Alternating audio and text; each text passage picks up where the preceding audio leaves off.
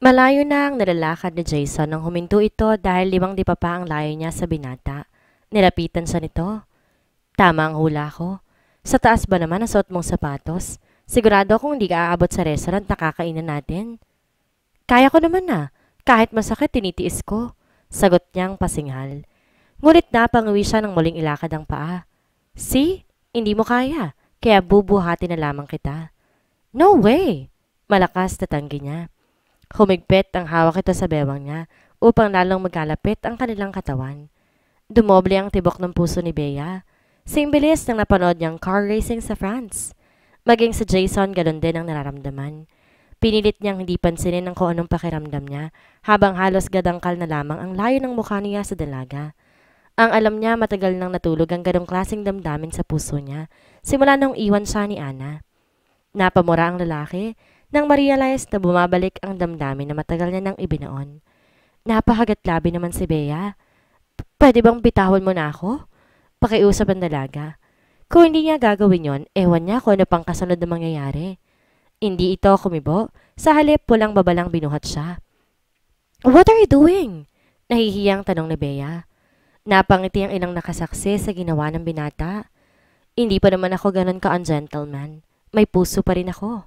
Bulong nito sa tenga niya. Oh my God! Napapikit ang dalaga dahil sa kiliting naramdaman sa ginawang iyon ng binata. Ibaba mo na ako. Muling pakiusap ni Bea. Humintuto sa paghakbang. Tumitig sa maang mumukha niya. Ano bang problema na karga kita? Tanong nito sa mahinang tono. Hindi ako sanay na pinagtitingin ng mga tao. Baka kung ano pang isipin nila. Alanganing sagot niya. Napangiti si Jason. Nagpatuloy to sa paghakbang habang buhat siya. Bakit? Ano ba sa palagay mo iniisip ng mga taong nakatingin sa atin ngayon? Ani mo nanunuksong ani pa nito. Umiwas siya ng tingin. Come on, say it. Sa tingin ko, matagal-tagal mo bang makikita ang pagmumukha ko. Kaya dapat lang na maging at ease na tayo sa isa't isa. Walang lihiman. Himok nito sa kanya. Diretsong tumingin siya sa binata. Baka isipin nila, may relasyon tayo or worse. Akalain nila mag-asawa tayo. Hindi niya napigilang manginig habang nagsasalita. Daman niya ang balahibo ng lalaki sa kanyang braso kapag dumidikit to, and it was giving her a tingling sensation down to her spine. Anong masama doon? Wala akong makitang magiging problema. Simpleng sagot nito. Sa'yo siguro walang masama, pero sa akin meron. Naiinis siya dahil kalmado lang ang lalaki, samantalang siya hindi. Halos ilang beses pang nalaglag at tumikit muli ang puso niya sa sobrang kaba. Bakit? First time mo bang nakaraga ng lalaki? Hindi siya sumagot. Lumapad ang ngiti nito na mapansing namumula ng magkabilang pisngi ni Bea. Oh hell! Bilisan mo na nga ang paglalakad at nang matapos na to? Shhh! Saway pa nito. Sa halip na puro maktol ka dyan, i-enjoy mo na lang ang totoong nararamdaman mo. Anyway, hindi parating mangyayari na kakargahin kita. Nagkataon lang na kailangan sa sitwasyon. Huminto ito sa paglalakad at diretsong tumingin sa mukha niya. Totoong maganda ka at kahit sinong lalaki, agad na mapapansin yon. Ang problema, hindi ko type ang mga babaeng masyadong maingay. Nawalan siya ng sasabihin bigla. Hindi yan napaghandaan ang sakit na pumuno sa puso niya. Don't you like the food? Narinig ni Bea ang untag ni Jason. Tapos na ako, sambit niya. 3 subo lang, nabusog ka na? Kaya naman pala you're skinny. Malamig na komento nito at saka walang anuman, nagpatuloy sa pagkain. Padabog na ibinaba ni Bea ang basong hawak. Napatingin ang lalaki sa kanya. Oh, bakit na naman ganyan ang tingin mo sa akin? Para kang wolf na naghahandang kainin ako. Bilisan mo ng pagkain at gusto ko nang umuwi. Asik niya. Mabilis siyang tumayo at iniwan ang lalaki. Tumuloy siya sa tabi ng sasakyan nito. Makalipas ang 1 oras dumating si Jason. Nakita nitong nakasandalang babae sa pinto ng kotse. Walang kibong sinusian nito ang pinto. Agad namang lumulan doon si Bea. Tahimik ding pumasok sa loob ng kotse si Jason. Nagsalubong ang mga kilay nito nang lingunin siya at may mapansin. Na paanong mukha mo? Usisa nito. Obvious ba? Pinapak lang naman ako ng lamok.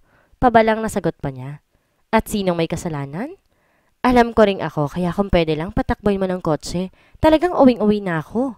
Ngumisi ito. Your wish is my command, my queen. Sabi pa nito. Pero nawala ang isip nito nang mapansin ang pulang Toyota Corolla na nakita niyang nakasunod sa kanila. Kaninang bigla siyang huminto. Lumagpas lang ito nang bigla siyang huminto. Kaninang papalapit siya sa dalaga, napansin niyang may papalapit na lalaki kay Bea. Ngunit nag-iba ito ng direksyon na makitang paparating siya. At ngayon, nakasunod na naman ang sasakyang iyon sa kanila. Kahit kailan hindi pa nagkamali ng kutob si Jason, this time sigurado siyang mga kasamahan iyon nila Jen, Gugo, at ni Bea. Dugtong ng isip niya. Humigpit ang hawak niya sa manibela at nagulat ang kanyang katabi nang umabot na sa 120 ang bilis sa kanilang tinatakbo. Paliko-liko ang takbo ng kotse kapag umiiwas sa kapwa kotseng nasa kanilang unahan. Napansin iyon ng dalaga. Halos lumilipad na ang kanilang sinasakyan. Nagulat siya nang umabot ng Santa Rita exit ang kotse nila. Matapos magbayad ng toll fee ang lalaki, nagsalita na si Bea. Alam mo ba ang daan papunta sa tuturuan ko? Baka naman gusto mong ituro ko sa'yo. Hindi lang siya pinansin ito.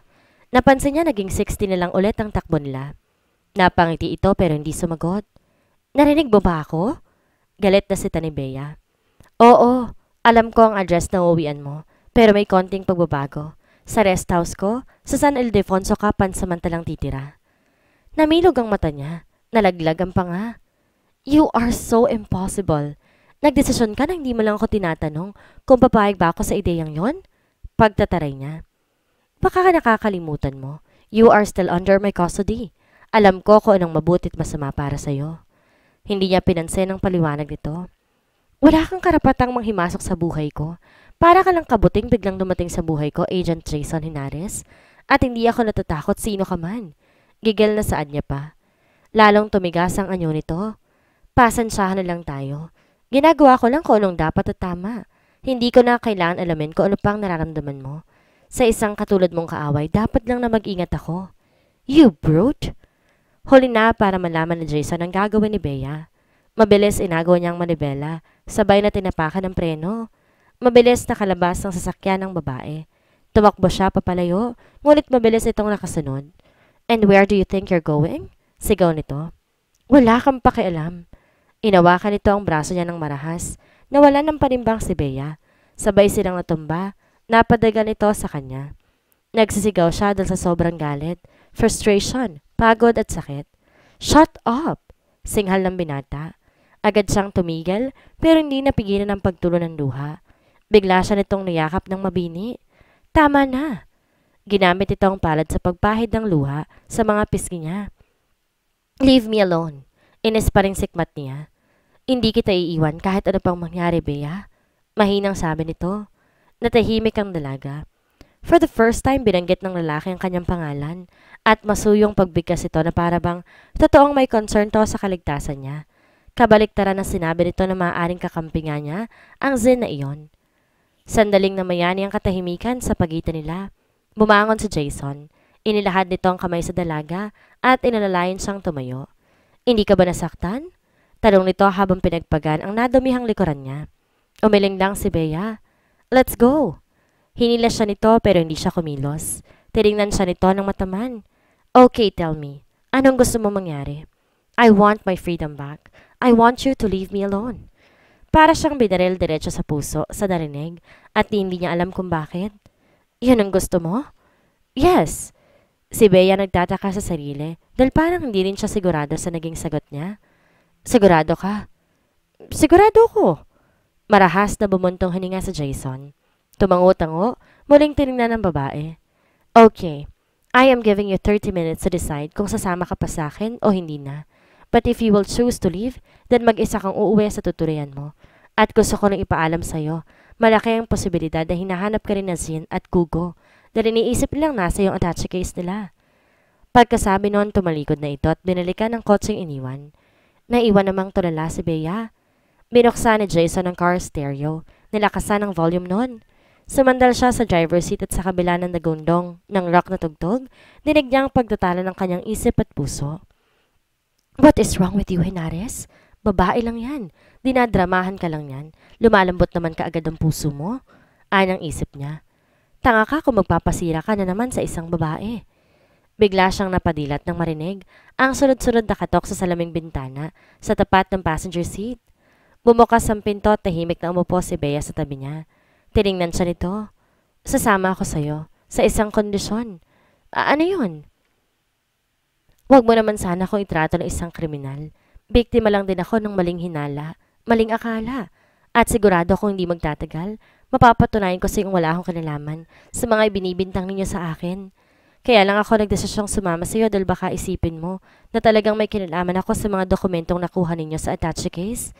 Gusto ko rin na malinis ang pangalan ko.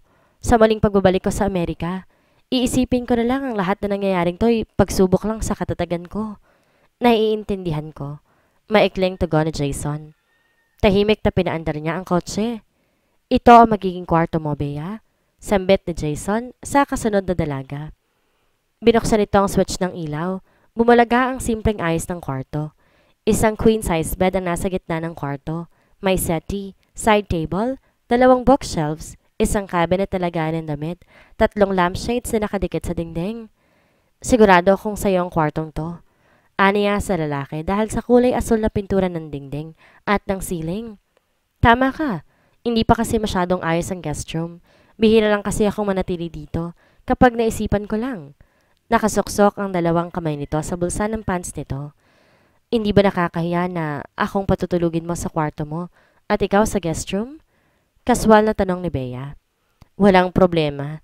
Ako pa ngang nahihiya dahil walang kaayos-ayos tong bahay ko. Napakamot to sa ulo and it made him look a little boyish. Napangiti naman si Bea. Wala yun. Flexible naman ako eh. Kahit saan mo ako isiksik, okay lang. Basta wag lang akong gugutumin at may matutulugan naman, ayos na ako. Ganun ba?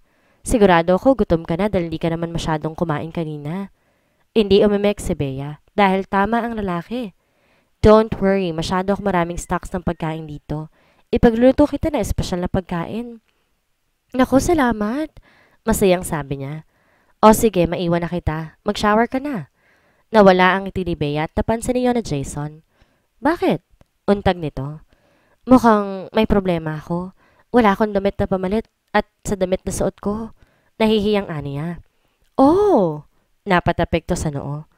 Bakit nga ba hindi ko naisip na dumaan sa bukas na mall na nadaanan natin kanina? Sandali itong nag-isip ko ano ba ang magandang gawin. Maya-maya tinungo nito ang cabinet. Binuksan. Kumuha ng kung ano. Inihagis ito ang nakuhang damit kay Bea. Siguro naman kasyang-kasya na sa'yo yan. Maliit lang naman ang katawan mo. Anito. Tinignan niya ang long sleeve shirt. Mukhang aabot sa hita niyang haba niyon. Muli niyang sinalong isa pang iniitsa nito. Boxer shorts? Hindi ba masyadong intimate kung pati yun ipapagamit ito sa kanya? Bago yan. Maliit ang size kaya hindi ko pa naisuot yan kahit minsan. Ngumiti si Jason sa kanya na para bang alam nito kung ano ang laman ng isipan niya. Imbes na mainis gaya kanina, ngumiti na lamang siya rito. Salamat, Jason. Okay lang ba yan? Pasensya ka na talaga, Bea, ha? Okay lang naman. Muli niyang tinignan ng mga mata, kasuotan. Don't worry, hindi nakakabuntis yan. Biro pa nito sa boxer shorts. I know. Inismira niya to. It's just that, first time ko magsusuot ng damit ng iba. At panlalaki pa. Iwan na kita ha, maliligo na ako. Sige, at ako naman magluluto muna ng dinner natin. Kasalukuyang inihahanda ni Jason ang lulutuing steak. Hindi yan naman lain ng paglapit ni Bea. Jason? Tawag ng babae. Nilingon niya ang pinanggalingan ng boses nito at naparunok siya sa nakita. Suot nito ang polong puti pero bukas ang unang 2 butones sa itaas at ang haba ng polo halos tumakip lang ng bahagya sa shapely legs ng dalaga. May problema ba, Jason? Wala. Biglang natauhan ng lalaki sa matagal na pagkakatinig nito sa kaharap. Upo ka muna dyan at lulutuin ko lang tong dinner natin. Tumalikod siya rito. Mahirap nang titigan niya ito ng titigan. Baka ko na pang maisipan niyang gawin. Ngunit sa kabiglaan niya, tumabi si Bea sa kanya. Ano bang lulutuin mo? Talaga bang marunong kang magluto? O sisa pa nito? Oo naman. Tumawa siya na mahina kahit para siyang sinisilaban dahil sa humahalimuyak itong bango na pumuno sa baga niya. Supreme steak ang lulutuin ko. Laking pasasalamat niya nang maupo na si Bea sa upuan at bahagyang nalayo sa kanya. Habang nakatalikod si Jason, malaya namang pinagbastan ni Bea ang binata. 10 minuto pagkatapos, nakatitig pa rin siya rito kahit nakaharap na ito sa kanya. Bea? Mahinang tawag nito sa pangalan niya na gumising sa tila pagkatulala niya. Gutom ka na ba? Oo eh. Natatarantang agad na sagot ni Bea. Matagal pa ba yan? Tanong niya dahil ramdam niya nakakudita ang bituka niya. Gusto mo tulungan na kita? Baka kasi nahiya ka lang magsabing talagang hindi ka marunong magluto. Biro pa niya. Dinig niya ang payak na tawa ni Jason habang naghahalo sa kaldero. Huwag kang mag-alala. Hindi ka malalason dito sa luto ko. Marunong akong magluto. May pagyayabang pang sabi nito. Lumipas ang ilan pang minuto. Luto na ang supreme steak. Inihanda na ni Bea ang dining table. Hindi mo ba gusto ang niluto ko? Tanong ito nung kumakain na sila. Gusto. In fact, masarap talaga. Then, bakit sarsa lang inuulam mo? On diet kasi ako eh. Tabaan yung lahi namin. Nahihiyang aniya. Ganun ba? Dinampot ito ang pinggan na sandukan ng kanin. Sinalina ng marami ang plato niya. Nilagyan din ito yon ng maraming ulam. Nanlaki ang mata ng dalaga. Jason, anong ginagawa mo? Nandito ka sa bahay ko. Bisita kita kaya sige kumain ka. Anong diet? Mukha ka nang anting-ting dyan? Sumimangot si Bea. Bawal na kasi mangot dito, miss. Nanunokso ang ngiti nito. Napangiti na rin si Bea. Pakaramdam niya magaan na ang loob niya sa binata. By the way, nagkasya ba lahat ng pinahiram ko? Pilyo pa rin ang ngiti nito. Nagkasya po. Pinanlakihan niya ng mata ang binata. We need to find that lady in red skirt. Matigas na sabi naman ni Ho Ming-shin sa kaharap na si Conrad Gugo. Hawak ito ang picture na nakuha nito sa wallet ni Bea. Relax, Mr. Shin. Nakabuntot ng ilang tauhan natin sa babaeng yon. Yun nga lang hindi siya nag-iisa. What do you mean? Nahuli siya ng NBI. Ang ibig sabihin, tamang kutob natin na may nagmamanman sa atin sa airport. At tiyak akong maging ang dala nating dokumento, alam na rin nila ngayon. Ang Peking Jin ang may dala ng attache case at napansin itong sumusunod dito kaya pumasok to ng ladies room. Dinampot ang bag sa lababo matapos ibaba roon ang nasabing attache case. Nakangising nakatingin si Gugo sa picture muli ng dalaga. That was so stupid. And now what? Nagkaproblema tayo ng malaki dahil naroon lahat ng information tungkol sa propaganda natin? Sabi nito sa wikang Fokien. Gee, I want you to get rid of my double. I already did, Mr. Shin. Tumitig to sa matanda. Good. And what about the lady in that picture?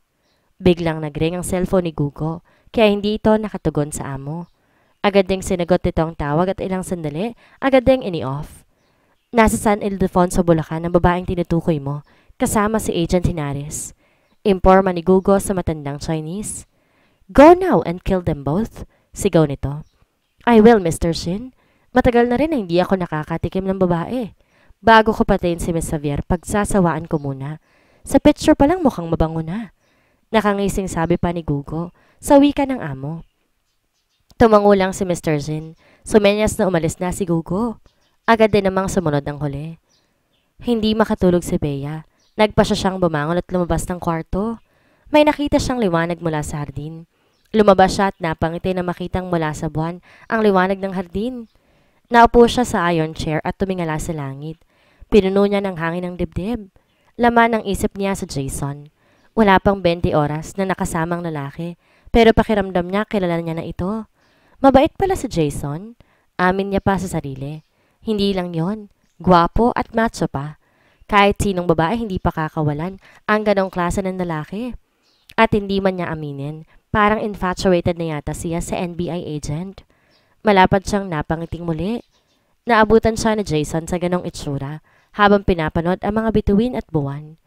Bakit hindi ka pa natutulog? Sita nito. Nagulat si Bea nang may magsalita mula sa likuran niya.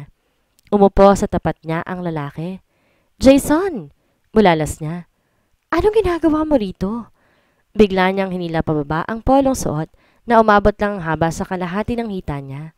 Naaasiwa siyang tumingin sa lalaki dahil wala itong pang-itaas. Tayong kakarampot na boxer shorts lamang ang suot. Ako nga ang dapat magtanong yan sa'yo. Anong ginagawa mo rito?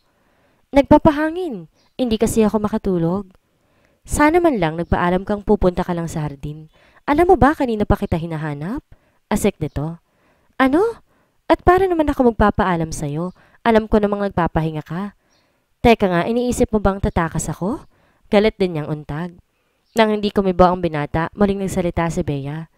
Kasalanan mo naman tong lahat, Jason.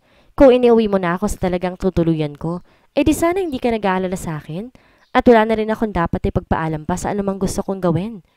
Padabog siyang tumayo pero agad napigilan ni Jason ang braso niya. Muli siyang hinila paupo sa metal na upuan. Nag-aalala lamang ako sa'yo. Amin ito. Sumimangot si Bea. Ang sabihin mo, binabantayin mo ko na nag-iisip kang baka kinonta ko ng kasamahan kong drug lord. You are... Nahintakutan siya nang ilabas si Jason ng baril mula sa pagkakasoksok ng likuran ng boxer shorts. Iniumang nito iyon at mabilis na pinaputok. Napasigaw ang dalaga.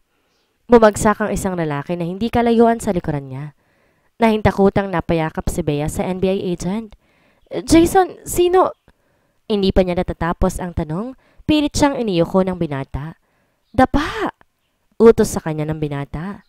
Napuno ng ingay ng putok ng baril ang paligid.